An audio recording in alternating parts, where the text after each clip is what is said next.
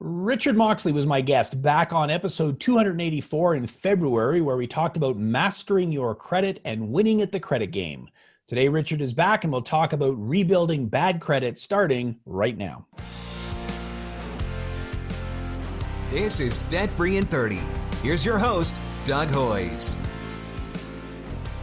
Richard, welcome back. You were in my Toronto office at the end of January 2020 to record episode number 284 that was released in early February. You were, I think, one of the last guests I had in the office in Toronto before the lockdown, and we're doing this over Zoom. You are in your home office in Calgary, I assume. Is that correct? Yeah, my office, yeah. 5 kids at home, so no work gets done there. Yes, every time I talk to you, I make fun of you for having 5 kids, but thanks for I make fun of myself. There you go. Thanks for your service to the empire. So when you were on the show the last time, we talked about your book, The Credit Game, Rules Every Canadian Must Know to Win. So I believe that book is still out there. If people go to creditgame.net, they can find it. Is that correct? Yep. And is it on Amazon and those places too? So all those. There you go. So you can go to Amazon, you can get my book, you can get Richard's book. You'll have lots to read. It'll be fantastic. So, okay, here is what I want to talk about today. And I want to talk about the whole rebuilding thing. So most of my clients are worried that after filing a bankruptcy or consumer proposal, they'll never be able to rebuild credit. And obviously there are people out there who've never been through a bankruptcy or proposal, but they've got, not great credit, and they're worried about being able to get back on track. So my first question, which may not be an obvious one, but why does good credit even matter? And the reason I'm asking the question is I get lots of clients who say to me, look, I've been through this bankruptcy. I got into all this trouble with credit cards and everything. I never want to borrow again. So I don't care about credit. So why does good credit matter, or does it? So good credit generally is referred to, or the most popular thoughts about the reason for having good credit would have to come with lending. I'm going to get better rates, better terms, get qualified, get whatever shiny object I'm looking for. But one of the things that is harder to escape, so regardless of whether you want to have any, financing down the road and you're just going to pay cash for everything, even when it comes to renting, even when it comes to insurance, even when it comes to, there's a lot of things, employment, some employers will look at your credit score and use that as an indicator of how much confidence they have, or just really they do it to eliminate or thin the herd, if you want to call it that. So your credit score has a lot more weight or value than just getting best rates and best terms. Yeah, and I guess that's kind of the key point, that if 2 years from now I plan to move and I want to rent another apartment, I may not consider that credit, but if my landlord is going to be checking my credit report, well, I guess it would be better to have good credit as opposed to bad credit. Employment is another one where we don't see it too often, but you're right, particularly if it's in a financial type job, well, that might be something they would check. Do you know if cell phone companies do credit checks or not? Yes, they do. So credit checks do happen with cell phone companies as well. So they're pretty lenient. I mean, it's not like you need to have amazing credit, but it is something where if you don't have any credit at all, some companies or some people find that very weird, and their systems or their processes are designed to treat people that have no credit as if they have bad credit. And that's something where you can argue as much as you want on how that's not fair. And I would agree with you, but unfortunately that is the world we live in. Gotcha. Okay, so there are reasons, even if I don't plan on buying a house or a car, to have good credit. And obviously, if I do plan on getting a mortgage, then having good credit would be very important. So why then is it that people have bad credit? What causes bad credit? Everything, anything. So Equifax and TransUnion have actually 100 different factors that go into the scoring system. I know when you look Well, so online. let's go through each of the 100, Richard. Yeah, sure. It's a So 30-minute first, show, but if you could do them really, really fast, then we could get done. So I'm not getting paid enough to do there it you go. in Your that. free appearance does not cover you for Yeah. that. So, well, so Exactly. give us the what are the main things then? What are the main factors that go into a credit score, which would then, if they're negative, would lead to bad credit? So if you look online, you'll see a pie wheel that was designed from the 1980s and hasn't changed since then. But of course, everything else has, but not the credit algorithm apparently, according to that pie wheel. So I'm not a big fan of that pie graph. But some of the factors on there are obviously important. So the biggest ones being your payment history. It would be your balance versus your limit on your credit cards. So not so important on the other types of credit, but especially for your credit cards, it's a very big deal what your balance versus the limit is. And then we get into other ones that aren't on the pie wheel that are even more important, like fraud, someone else using your credit because they're definitely not going to pay your bills on time. That'd be nice, but that's not how it works. And then, of course, we have people canceling or closing their credit accounts. Those are the ones that are most important, but unfortunately not on the pie wheel.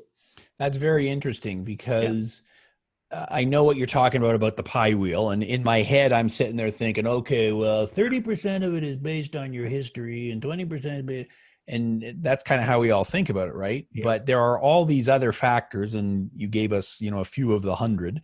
Yeah. Fraud, someone else using your credits, losing your identity. If you've canceled a card, that has an impact as opposed to having it operating for a longer history. So there's a whole bunch of, and there's 92 other ones that we could talk about. So how do I know if I have bad credit? Is it as simple as, well, you go check your credit score, or is there more to it than that? So the score is very misleading. One of the hardest things about the credit game in general is that people like to focus on the score. The score that you have access to as the consumer is not what the banks are using. And so I try and get people to avoid using the score as the measuring stick to see whether they have good credit or not. And just before you finish answering that question, then, so I get my credit score from Credit Karma or Borrowell or directly from Equifax or TransUnion, but that's not the same number that the car loan place is going to have? No. Why not? Because there's different scoring algorithms. So Equifax, for example, has 5 or 6 that they use regularly. So a bank or lender has the option of subscribing to whatever one they want to, but most of them subscribe to the most up-to-date, which would be for Equifax is the FICO. I think it's 9 or 10 now, and then the Credit Vision for TransUnion. They get to subscribe to whatever one they feel is most indicative of risk in their industry or what they're going for. However, what the Equifax and TransUnion give to consumers is a different score that is very old. Gotcha. And those factors, even though it's the same input or the same information going in, the score output can be different. So someone can have 5 or 6 different scores and all the information is correct and the same. And it's my understanding, again, correct me if I'm wrong, you're the expert. The reason we've got you on is you literally wrote the book on this and you're helping people with their credits, credit every single day, and people can go back and listen to episode 284 where you gave a bit of your background, other than having 5 kids, but you were also in the, mortgage business and you're a credit counselor and so on. So is it true that these free services like Credit Karma, Borrowell, a few of the others have even less up-to-date information than I would get if I was getting it directly from Equifax and TransUnion? So with the third-party sites, or even the ones that you get free with your bank, those are not the score. So even if it's with the bank, that's not the score that the bank is using. Just make that clear.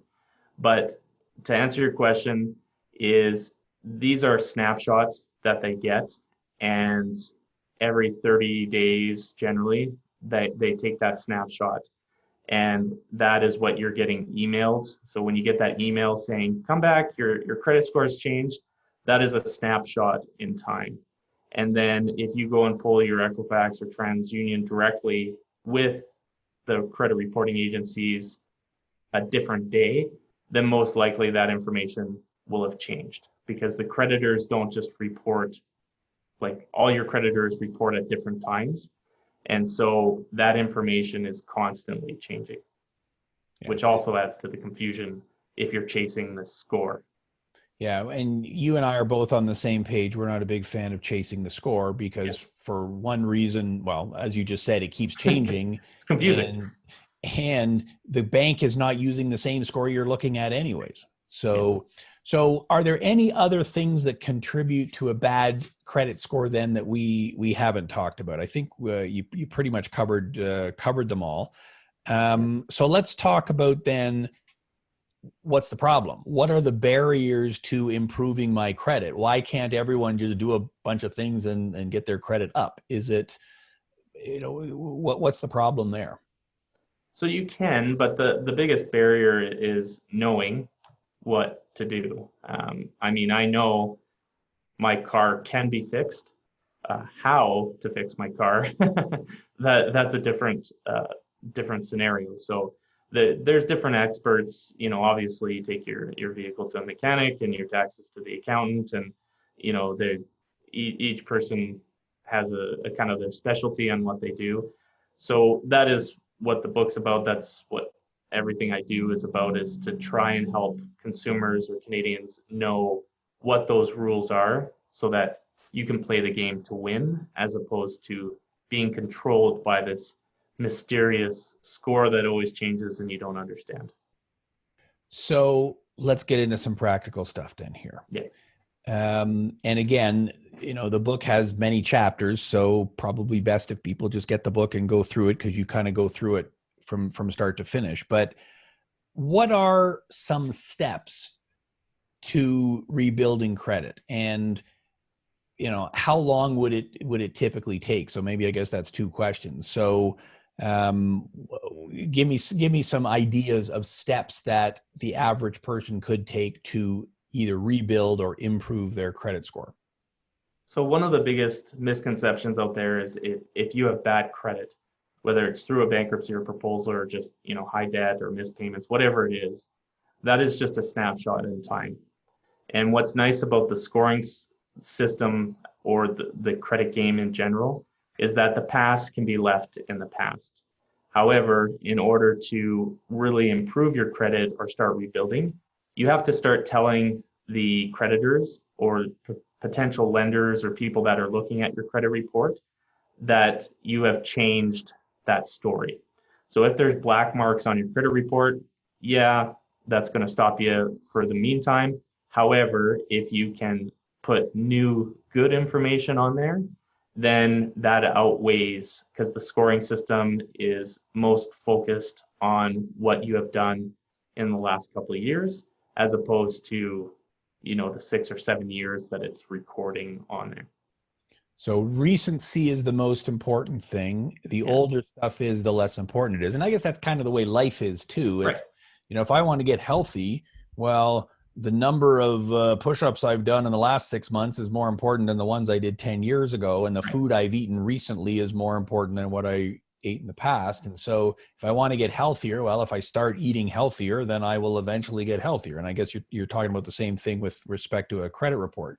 So the big things on a credit report then, and you kind of listed a couple of them beforehand, like payment history. That's a pretty big one. Well, what does payment history mean? That means how quickly I'm paying my bills. What does that mean? So not how quickly, but that you're covering at least the minimum payment or whatever you're responsible for. So for a cell phone, you're responsible for the whole bill. Despite what they might tell you or what you might think, you're responsible for whatever that bill comes up, you got to pay in full. Credit card, minimum payment, and then loan whatever your loan amount monthly payment is.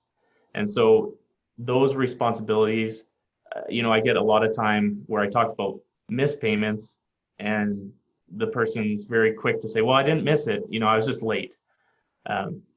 Yeah, that's what I'm talking about. Late payments. That is, if you're showing that you're paying late, it shows the lender that you're either disorganized, you're not in control of your finances, or you can't pay. And if you're showing that you can't pay, then why do they want to give you additional money that you also won't be able to pay? So they're not interested in dealing with that type of person. So yeah, and this is all done by a computer. Right. So if your cell phone bill is due on the 21st of the month and you pay it on the 23rd, in your mind, okay, it was $100. I was 2 days late. It's no big deal. But the computer says, nope, that's late. It's yes or no. You're either late or you're not, right? Yeah. So there's no wiggle room there. And you have to be careful, because even if you pay on the 21st in your scenario, you could still be targeted as or tagged as late. So because if you make a payment from your bank, then it has to go and take a couple days to get to the other bank. And sometimes that delay will show as a late payment to, like on your credit reports or to the internal bank. And so you got to be careful of that. You want to pay early. On time is not on time. Early is on time. Well, so there we go. There's some practical advice there. So if my bill is due on the 21st, pay it on the 18th or the 19th, and then you should be good. And I mean, I've done a series of videos on this. I'm a big believer in paying your bills as often as you get paid. Yes. So if you get paid bi-weekly, your cell phone bill's $100 a month, send them $50 every 2 weeks, and eventually you'll be, way ahead of the game. Right. So if I am late with my cell phone bill, what is the potential impact on my credit score? Like, is it going to lower my credit score by 5 points? Could it be 10 or 15? Like, what's the potential impact of that? See, that's the fun of the game, is that I have no clue unless I see the report, because it all depends on how many credit accounts and stuff like that. So if you only have one credit card and a cell phone, let's say, then the impact of that late payment is going to be more dramatic than if you have multiple credit cards and loans and well-established accounts and you make a late payment. So the point loss will always depend on everything else that's going on there, which is why it's hard to answer that question. But really, the score point drop won't be that dramatic on a cell phone. But where you'll find it is that even if your score is high and you just have that point loss and you go and try and apply for something, depending on what you're trying to apply for, that underwriter could say, well, you just missed a payment. So if you can't handle $100 payment, then why were you going to give you a $3,000 or $4,000 payment to mess that up? So and that's a key point, because what you're saying is it's not just the credit score that matters. And I totally get that. If I was a car lender, and someone comes in and I look at their report and I go, well, last month you paid your cell phone bill 5 days late. It was only $100, and you want me to finance a $30,000 car. Yeah, you've got a good credit score. Your credit score is 700. You've got a good job, and yet you couldn't pay your cell phone bill on time. Right. Yeah, that may be that if a human being is looking at it, they may just say, no, forget it. We're not going to do the deal. So with a human, you can actually make an excuse, and they'll, a story, an explanation. Yeah. But the reason why the banks love the scoring system and why they depend on it so much is that it completely takes emotion out. And so they already have 1,000 other people behind you wanting that same money. So it's just a great way, or an easy way, for them to eliminate potential problems that they're going to have. And nothing has to do with what the real reality is. I mean, there could have been a plethora of different reasons why you missed that payment, but the banks and lenders don't care. Yeah, and it's not like the old days, when you and I were growing up in the 50s, And you went into the bank, and the bank manager knew you and knew your parents and knew where you worked and knew your boss at work and knew everything about you. And so they didn't need a credit score. They knew you. They were lending to you, the C's of lending, character and collateral and all that. Right. But that's not the way it is anymore. There are no human beings at the branch anymore. It's all done by the computer, and the computer either says yes or no, and that's it. So again, that's the reason why keeping these things in line are important. So, okay, so back to the question then, what are the steps taking to rebuild credit? So, I mean, the first and most obvious step, particularly if you're in a proposal or a bankruptcy, is, well, pay it off. You want to eliminate that. What then are, and so then the big picture then is you want to replace bad stuff with good stuff, negative stuff with positive stuff. So what would be an example of a positive thing? I guess you've already given us one, which is pay your cell phone bill on time, because a little thing like that can cause a big problem. What are other examples of positive things you can do? Well, the ones or the credit accounts that show up and improve the credit are credit cards, lines of credit, loans, and mortgages. And despite what you might think, mortgages are kind of lower on that importance level. Not to say that you shouldn't. Anyways, that's just pay your bills. But as far as the accounts that show up on there, credit cards and loans are probably the most common for anyone that's trying to rebuild. Lines of credit are more difficult to qualify for. So you're kind of looking in that credit card or loan range. So if I wanted to improve my credit, then getting a credit card will, all else being equal, improve my credit. Yes. But if my credit is bad, how do I get a credit card? Like, is this not a chicken and an egg thing? It is, and they do have secured credit cards, but with that, don't try and get one with the bank. First of all, explain what a secured credit card is. So secured credit card is kind of like renting a house where you put a deposit, a damage deposit up, but in this case, it's a 500 or whatever the amount that you want on there goes to the lender, and they put it into a secured GIC. So like an investment that makes you no money. It's a good way to explain it. Great business model. Yeah. Yeah, great. So, but it stays there, and then they will give you a credit card that works just like a regular credit card. They're nice enough to charge you interest, and it's attached to your Equifax and TransUnion report. But that is what you use to rebuild when no one else will give you a card. Gotcha. That becomes the starting point. So I save up $500. I give it to them. They put the $500 on deposit. They give me a credit card with a $500 limit. It works just like a regular credit card, although in a lot of cases they also charge a monthly fee with it. So it's something you do if you have no other choice. Now, you said don't get that from a bank.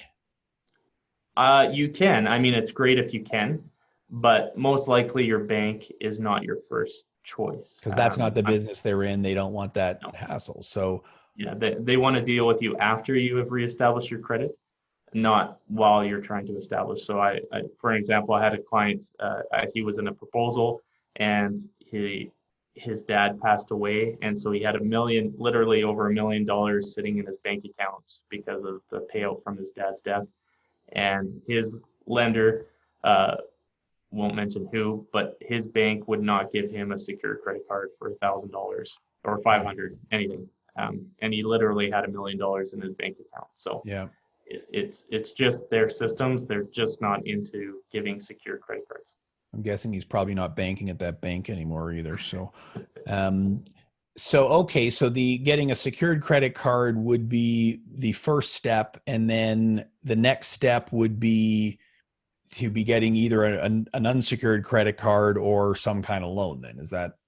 Yeah, you can work your way up. But as you were saying before, one of the most important things is actually getting out of the debt program or paying it off sooner rather than later. One of the biggest problems I see is that people are so eager for the end, to have that credit back, that they go and they jump into loans here and there and 4 or 5 different cards and they're just desperate to start rebuilding. But then all that money could have and should have been used to just pay off the proposal faster or try and get out of the bankruptcy, just so that you have some money when you get done. Isn't a bad idea either. And then you can start really rebuilding once you're done the insolvency. And what you're talking about is common sense, right? Like, before you go to the end, start at the beginning. So get your proposal, get your bankruptcy paid off, get your debt lowered, and then begin the process of rebuilding. If I want to deadlift 500 pounds, then I should not start by trying to deadlift 500 pounds. Maybe I should start with 50 and work my way up over time, right? And so that secured credit card while you're in the proposal or bankruptcy, that is kind of that, that 50 pounds, getting started. But stay there for a bit. All right. Don't feel like you have to go 0 to 60 in 5 months or something like that. Like you really, most of it is patience. The hardest part of all of it is patience, but you do want to get some credit while you're in the proposal or bankruptcy to kind of just show that you do have a score and help prove that you are changing your behavior, if you want to call it that. But a lot of it will have the heavy lifting comes once you have completed the debt program. And I can deadlift more than 50 pounds, just for people who are watching here. I want to go on record as saying that. So, okay, let's sort of summarize what you just said there then. And I want to do it in 2 parts. So for someone who is watching this right now, who is in a consumer proposal or in a bankruptcy, and they want to improve their credit, what steps should they take while they are in the proposal or bankruptcy? And then part 2, what steps should they take when they finish? So while you're in a proposal or a bankruptcy, your goal should be to pay it off as quick as possible. What else? Getting a secured credit card is great. The limit doesn't have to be huge. You can start off with a $500 limit or whatever the minimum is, and just use that to start building that history. But other than that, there's not much you can do.